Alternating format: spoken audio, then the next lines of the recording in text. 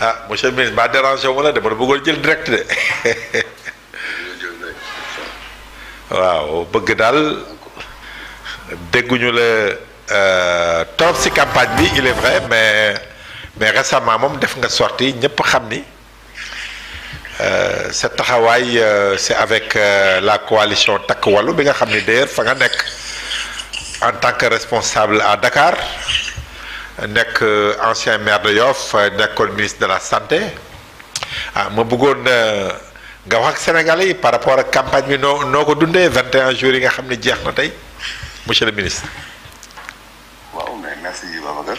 parce que maa ngi nuyu donc bépp Sénégalais boo xamante ne actuellement mi ngi lay déglu. di rafetlu quand même sa liggéey. merci. liggéey la boo xamante ne quand même dëgg yàlla à tout point de vue nekk na liggéey bu rafet parce que dëgg lu mu la rek day rafet. donc may wax ne tey bés bu mag la. parce que ñu ngi tëj campagne boo xamante ne 21 jours Sénégal concentré wu na ko pour changer assemblée nationale bi dans le cadre d'une élection boo xamante ne.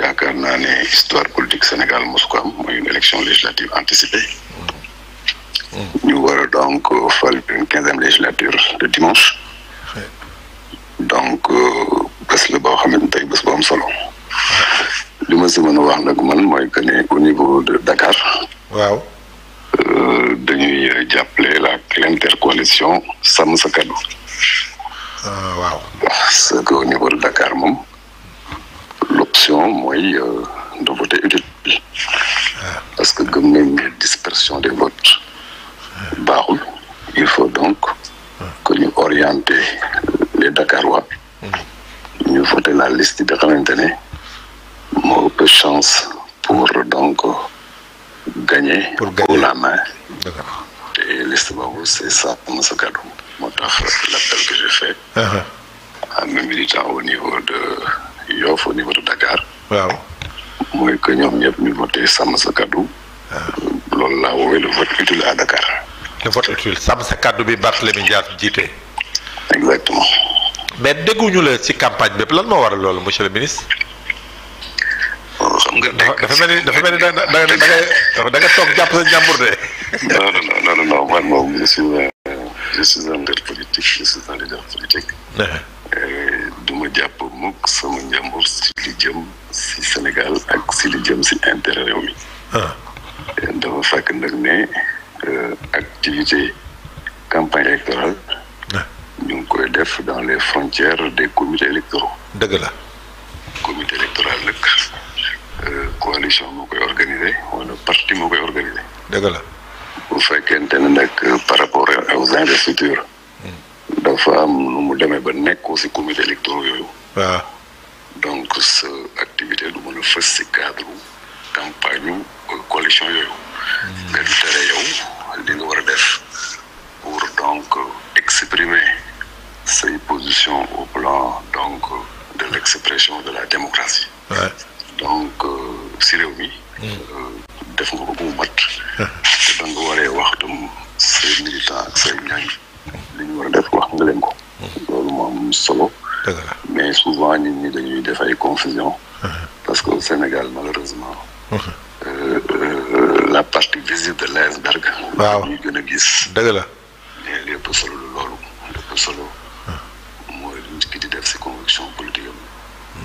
mais li ñuy yëngatu si cadre comité électoral yi pendant les élections loolu coalition yi ak parti ñoo ko moom mais cette année.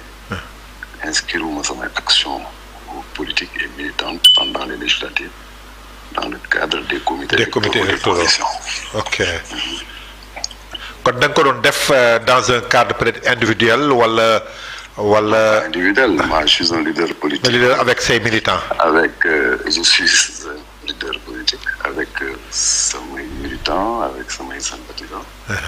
et je pense que samay militants samay sympathisants. dund nañu ak man la campagne dans le cadre des activités yoo xamante ne c'est des activités de sensibilisation. maintenant yëngatuwuma si biir Takku Wallu yëngatuwuma si biir intercoalition Sàmm dans les comités électoraux de ces structures. Mais les plus pour orienter le vote vers le vote utile à Dakar. Def nañ ko te incha allah dimanche ñu xamante ne donc ñu ngi sama gannaaw. danañu voter effectivement la liste Sàmm Sa Kàddu. te am ngeen yaakaar remporter les élections dans le département de Dakar. Je pense que les Dakar waa bu ñu voter utile. waaw. danañu donc voter Sàmm Sa Kàddu. et que je pense que au niveau de Dakar normalement Sàmm Sa Kàddu devrait effectivement donc remporter les élections parce que Dakar nekk na gox boo xamante ne pour plusieurs raisons. donc seen vote ñu ngi ko war a orienter vers la liste dirigée par son maire. En tout cas merci dañu am occasion après élection yi nag nga ñëw nangul ma benn invitation ñu am benn débat man ak yow. C'est avec beaucoup de plaisir. Monsieur le ministre. De besoin. Mais bëggoon naa quand même aborder benn question pour terminer. waaw acca. C'est la question de la violence. Quand même. Parce que quand même cette année. dafa am lu fës loo xamante ne vraiment il faut que tous les analystes politiques. et les hommes politiques seetlu ko. dañ doon seetlu ne pendant longtemps. violence dans politique mu ngi doon jóge au niveau des militants au niveau des bases au niveau des familles au niveau donc opérationnel.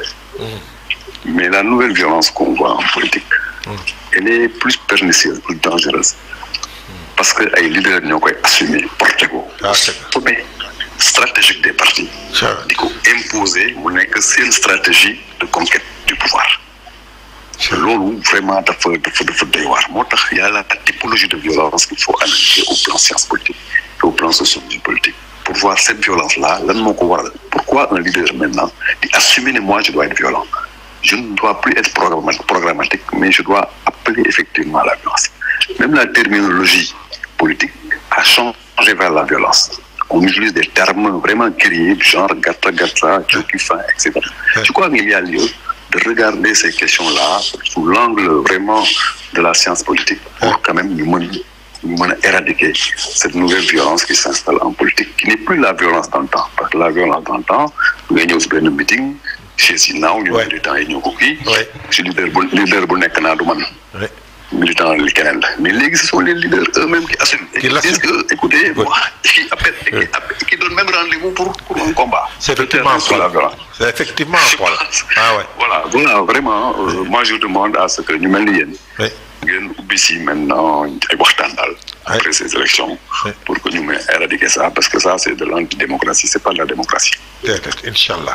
Inch'Allah monsieur le ministre di rafetlu sa kaddu yooyu te je crois que c'est un appel assez important pour les Sénégalais te je crois que nañ ko suivre pour le reste de la campagne ou des élections.